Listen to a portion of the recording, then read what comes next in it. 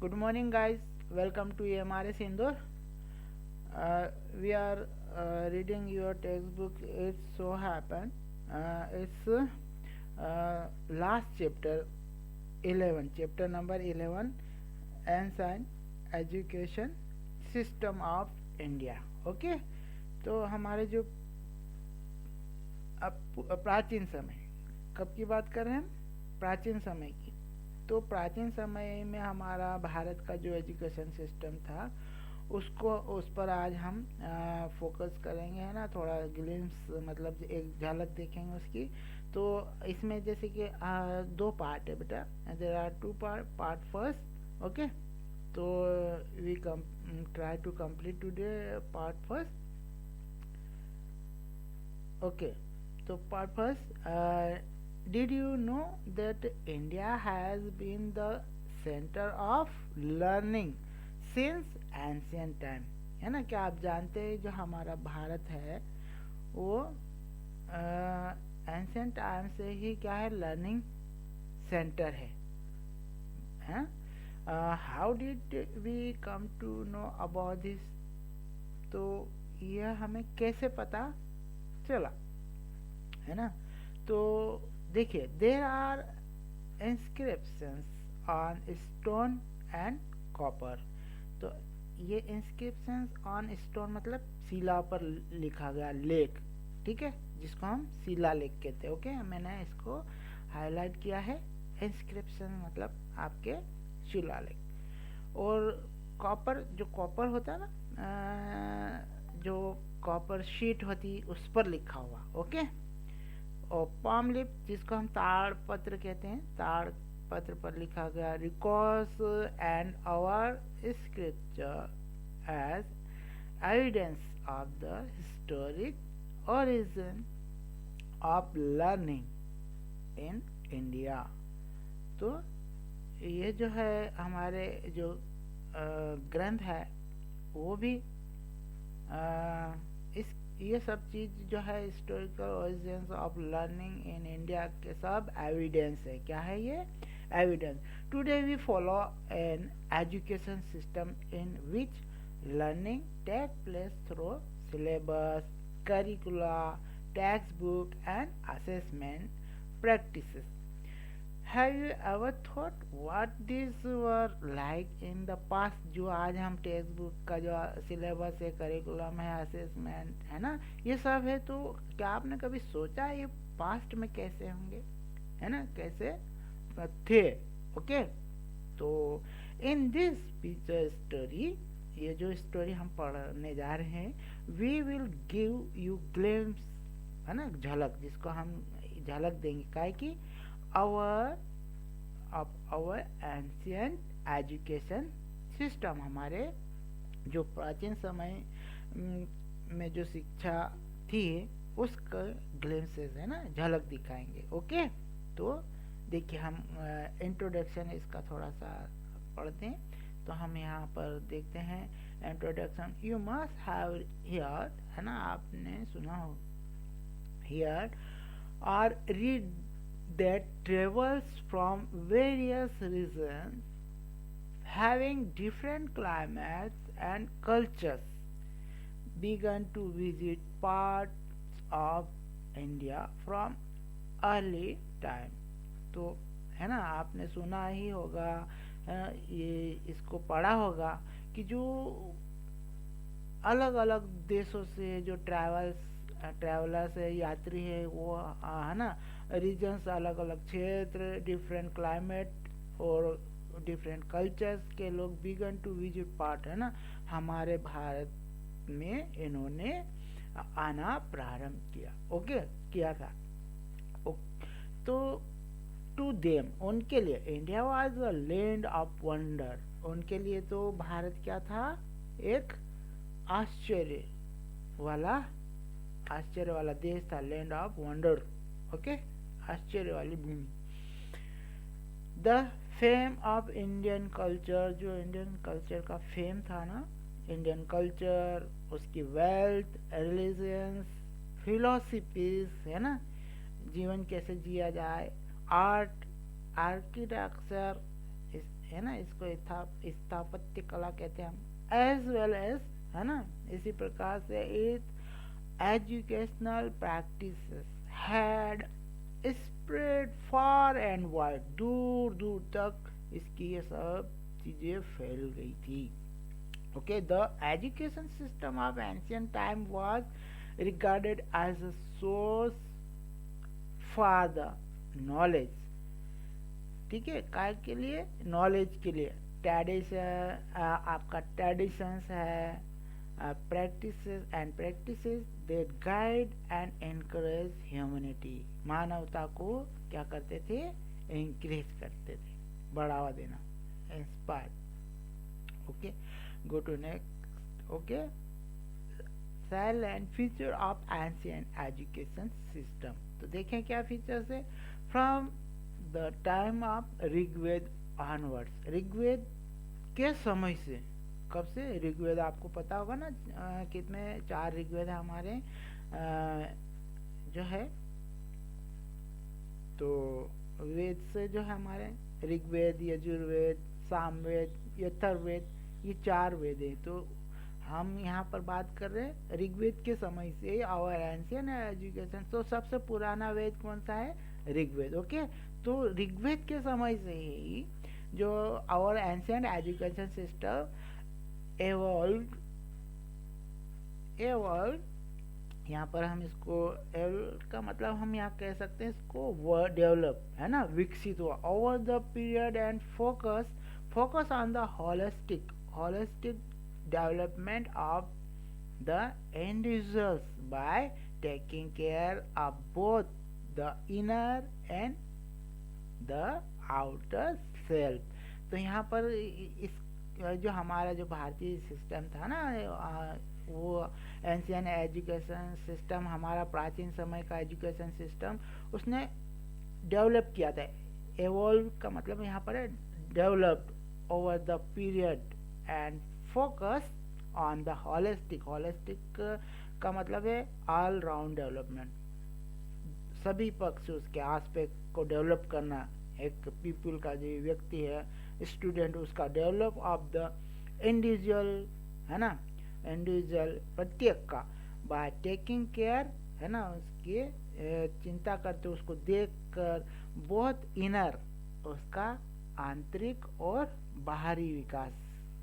ठीक है, तो आंतरिक और बाहरी विकास, आंतरिक मतलब मस्तिष्क का, बाहरी का मतलब हमारे शरीर का। ओके, तो दोनों ही चीजों का विकास किया, तो हम होलिस्टिक डेवलपमेंट इसको कहेंगे।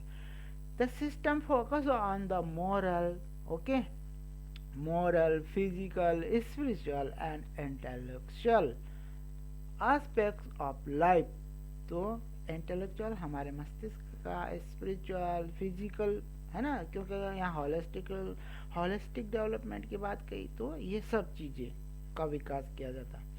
It emphasised on values such as humanity, truthfulness, discipline, है ना, आज भी हम डिसिप्लिन में रहते हैं। सेल्फ रिलायंस मतलब आत्मनिर्भर, ठीक है, and respect for all creations, तो ये सब हमारे प्राचीन जो समय में हमारा एजुकेशन सिस्टम था, उसमें रेस्पेक्ट फॉर ऑल क्रिएशंस मतलब जो गॉड के द्वारा निर्मित, क्रिएट की गई है, उन सब का क्या करना? रेस्पेक्ट करना। ये सब चीज उसमें सिखाई जाए। ओके, तो आज भी हम कहते हैं ना कि हम तो गॉड के द्वारा जितनी भी क्रिएशंस है, निर्मित चीजें हैं, उन सब का हम क्या करते हैं? रेस्पेक्ट करते थे। हमको हमारे बड़े बुजुर्ग आज भी कहते हैं कि हमें भगवान के द्वारा निर्मित की गई सभी चीजों का रेस्पेक्ट करना चाहिए। तो ये चीज तो हमारे प्राचीन समय से हमको सिखाया जाए। Students were taught to appreciate the balance between human beings and nature। तो ये चीज तो हमको प्राचीन समय से ह्यूमन बीइंग और नेचर के बीच में बैलेंस बनाना, ये हमको स्टूडेंट्स को पढ़ाया जाता था। Okay, teaching and learning follow the tenet of Vedas and Upanishad, fulfilling duties towards self, family and societies. ठीक है, thus encompassing all aspect of life, जो हमारी जो जीवन है उन सब को समाहित करना. Education system focus both on learning and physical development. तो जो एजुकेशन सिस्टम फोकस का किस पे, दोनों पे करता था, लर्निंग पर भी और फिजिकल डेवलपमेंट पर भी, शारीरिक विकास पर भी. In other words the emphasis was on healthy mind and healthy body. तो हेल्दी माइंड भी हो, काय पर जोर दिया जाता था, हेल्दी माइंड पर और हेल्दी बॉडी पर. तो कहते हैं ना कि स्वस्थ शरीर में स्वस्थ मस्तिष्क का विकास होता है. तो यही चीज है, कोटेशन है ना इस तरह. तो काय पे जोर दिया गया था, healthy mind and healthy body. तो आज भी हमारे यहाँ जो स्कूल्स है उसमें स्पोर्ट्स होते हैं, है ना, अदर एक्टिविटीज होती है, डांस वगैरह. तो मतलब ऑल राउंड डेवलपमेंट, जिसको होलिस्टिक डेवलपमेंट हम कहते हैं, इसके लिए. तो प्राचीन समय में भी ये क्या, you can see that education in the India has heritage of being pragmatic, practical, जिसको हम कह सकते हैं practical, achievable and complementary to life. Okay, source of education, क्या सोर्स थे, है ना, एंशियंट एजुकेशन सिस्टम में, हमारे प्राचीन समय में. The ancient system of education was the education of the Vedas. वेद होते थे, ब्राह्मण होते, उपनिषद होते, है ना, धर्म सूत्र थे, वो सब हम के पास, ये हमारे सोर्स थे. ओके, तो स्त्रोत, जैसे हिंदी में कहते हैं हम उसको, स्त्रोत क्या, तो ये स्त्रोत थे. You must have hear the name of Aryabhata. आपने आर्यभट्ट का नाम सुना होगा, है ना. पाणिनि, जो पाणिनि है वो कश्मीर में थे, है ना, ये पाणिनि.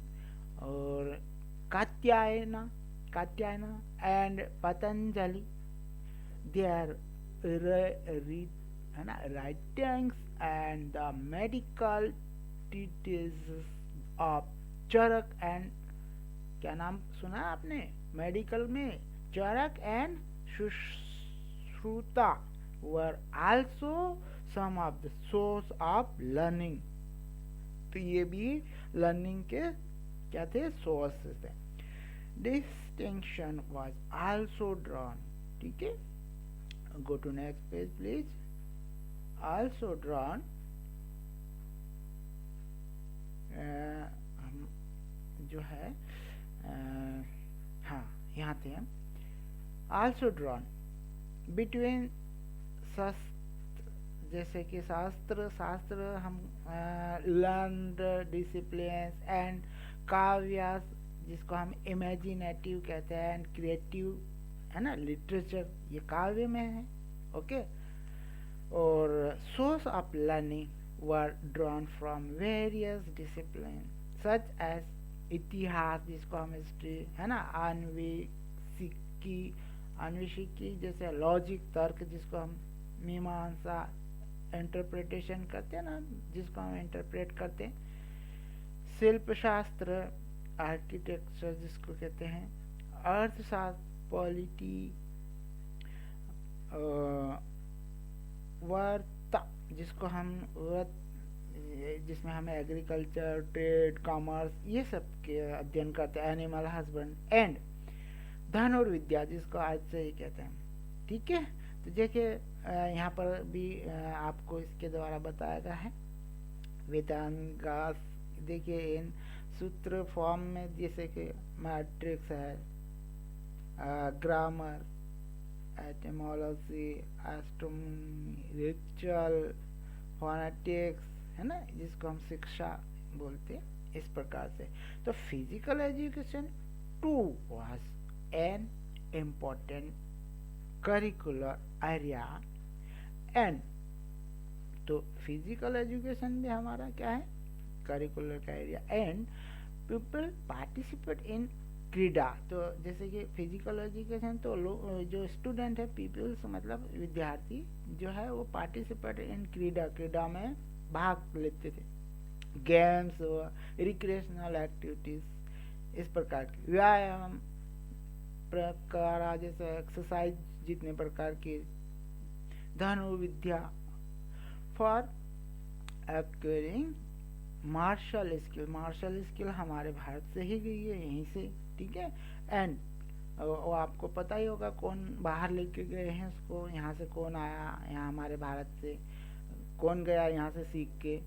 तो एंड योग साधना, ओके, योग आज भी हमारे जो है योग करते हैं, training the mind and body among others the gurus, है ना, गुरु थे प्राचीन समय में, and there peoples work consistently together to become proficient in all aspect to learning. तो जो गुरु और शिष्य थे वो साथ में मिल के करते थे, ये प्रोफिशिएंट होना, दक्ष हो जाना उसमें जो एस्पेक्ट है लर्निंग के उसमें, okay. In order to assess people learning शास्त्र था, है ना, जो आज हम सीखते हैं, तो उस समय कैसे सीखते थे, तो जो लर्निंग थे वो शास्त्र, लर्न डिबेट्स, तो जो सीखते थे उसको डिबेट करते थे, लर्न डिबेट वर ऑर्गेनाइज कर किया जाता था, है ना। जैसे कि आज भी मौखिक जो बहस डिबेट होती है, ठीक, उस प्रकार की। पीपल्स एट जो विद्यार्थी है at an advance stage of learning guided younger people, जो एडवांस हो जाते थे, मतलब जो अगली कक्षा में चले जाते थे, है ना। जैसे कि हम ये कहें कि एलिमेंट्री वाले बच्चों को हायर सेकेंडरी के स्टूडेंट्स पढ़ाए, उस समय पढ़ाते थे। तो आज हमेशा एग्जांपल ले सकते हैं कि एलिमेंट्री लेवल के स्टूडेंट्स को हायर सेकेंडरी के जो स्टूडेंट्स थे वो पढ़ाते, क्योंकि वो सीनियर थे। तो सीनियर जो स्टूडेंट जो होते थे, पीपल होते विद्यार्थी, वो जूनियर को पढ़ाते थे। There also existed the system of peer learning, है ना, जो पीयर लर्निंग होती है ना, जिसको हम ग्रुप डिस्कशन भी कह सकते हैं, लाइक यू हैव ग्रुप, है ना, वर्क, ग्रुप वर्क, ग्रुप में काम करना, तो ये peer system of peer learning था। अब ancient education system in India, a way of life, जीवन जीने का एक तरीका। तो देखिए, इन ancient India both formal and informal way of education system existed. तो उस समय एंशिएंट इंडिया में क्या था कि जो एजुकेशन था फॉर्मल भी था, फॉर्मल जैसे कि हमारे यहाँ उस समय आज स्कूल है वैसे आश्रम हुआ करते, इनफॉर्मल मतलब घर में, है ना, परिवार में, उस प्रकार से शिक्षा दी जाना। तो ये दोनों तरह का अस्तित्व में था उस समय।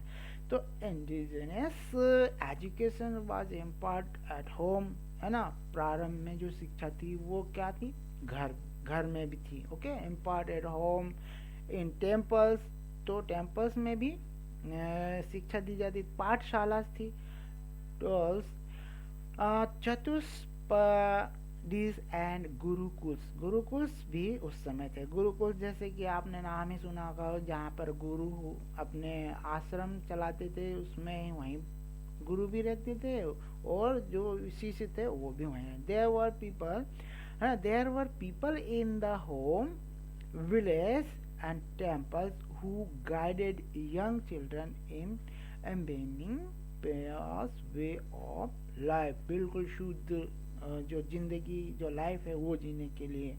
Temples were also to centre of learning, है ना, जो टेम्पल थे ना वो भी लर्निंग के सेंटर थे। And took interest in the promotion to knowledge, है ना, नॉलेज को प्रमोशन के लिए वो भी इसमें इंटरेस्ट लेते थे of our ancient system. Students went to vihars and universities for higher knowledge. जो स्टूडेंट थे, जो छात्र थे, वे कहाँ जाते थे, विहार, है ना, विहार एंड यूनिवर्सिटीज, जैसे कि आज हमारे यहाँ भी यूनिवर्सिटीज है ना, तो हायर स्टडी के लिए जैसे कि 12th पास किया उसके बाद हायर एजुकेशन के लिए हमारे यहाँ यूनिवर्सिटीज़ है, तो छात्र यूनिवर्सिटी में जाते थे। ठीक है, आपने नाम सुना ही होगा, तक्षशिला, है ना, और बहुत सारी यूनिवर्सिटीज उस समय थी अस्तित्व में। तो teaching was largely oral and student remembered and meditated upon what was taught in the class. तो क्या थी उस समय, जो टीचिंग वाज लार्जली ओरल, है ना, बहुत आयत में जो पढ़ाया जाता था वो ओरली ही था। ठीक है, okay, go to next page please. Gurukuls also known as ashram. ठीक है, देखिए आप ये हमारे का एग्जाम ले सकते हैं, तो वो क्या है, आश्रम है ना, जहाँ पर क्या होता है, बच्चे वहीं पे रहते हैं और वहीं पर उनकी जो है पढ़ाई होती है, मतलब स्कूल भी वहीं और रहना भी वहीं। तो Gurukul also known as ashram. ठीक, जैसे हमारा गुरुकुलम आवासीय विद्यालय अब नाम बदल दिया उसका, ओके, AMRS कर दिया। तो एग्जाम्पल के तौर पर हम इसको समझ सकते हैं ना, जहाँ पर आप गुरुकुलम आवासीय विद्यालय जैसे यहीं रहते हैं, छात्र भी टीचर भी यहीं रहते हैं परिसर में, है ना, कैंपस में, और यहीं स्कूल है उनका, बोर्डिंग यहीं है, पढ़ना भी यहीं है, स्कूल भी यहीं है, रहना भी यहीं, सब कुछ यहीं है। ओके, तो हमारे यहाँ जैसे 6 to 12 बच्चा यहीं रहता है, पढ़ के फिर बाहर जाता है, तो यहीं रह के पढ़ता है, टीचर्स भी मैनी। तो ये गुरुकुल आल्सो नोन एज आश्रम were the residential places of learning.